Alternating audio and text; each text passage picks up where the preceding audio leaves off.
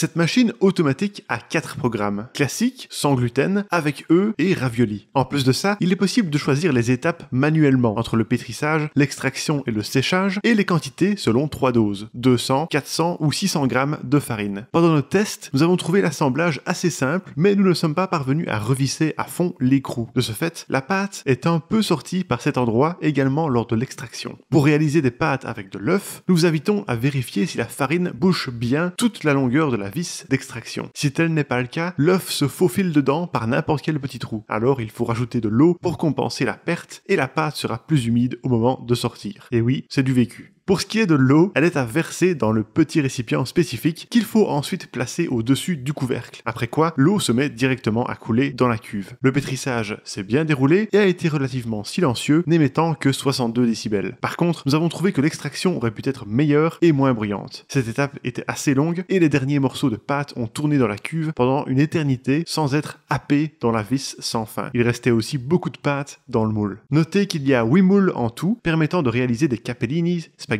classiques, spaghetti épais, linguine, tagliatelle, rigatonis, lasagne et ravioli. Heureusement, tous les accessoires sont compatibles avec le lave-vaisselle et la brossette nous a vraiment aidé lors du nettoyage manuel. En bref, cette machine est relativement efficace et offre la possibilité de réaliser 8 sortes de pâtes. Elle est plus aisée à utiliser et à nettoyer que d'autres modèles. Nous lui reprochons juste son bruit élevé, son temps de préparation long et son manque de praticité pour faire des pâtes aux œufs.